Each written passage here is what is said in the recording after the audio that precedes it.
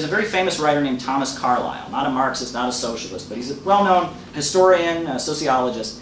And in his writing, he talks about how a lot of the great prophets of ancient times, like Jeremiah and Zarathustra and Muhammad, a lot of the times they would emphasize end to idolatry, or the worship of idols. What does this actually mean, this worship of idols, right? Because the people in ancient times, they weren't stupid. They didn't literally believe they could just carve some piece of wood or piece of stone and that would be God, right? That when these idols or fetishes were erected, when they were erected, people associated them with higher principles and higher ideals. And when these prophets came along, like Jeremiah or Muhammad or Zarathustra, came along and urged the people to stop worshiping idols, what they were saying was that they should stop being routine, right? They should stop worshiping this piece of wood and actually start believing in the principles and the passions that this piece of wood, this piece of stone once stood for.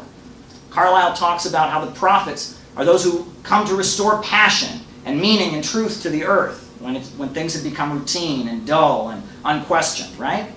Well, I feel very much like Marxism in the United States has become a land of idols. You've got a lot of forces who bow before their little picture of Rosa Luxemburg or Trotsky or their holy leader from the 20th century and go about living a routine.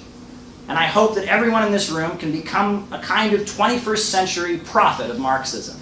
And that you can encourage people to cast away their idols and instead return to the principles and the passions and the truths that once built the socialist movement and once led to the transformation of whole societies. And on that note, I am finished.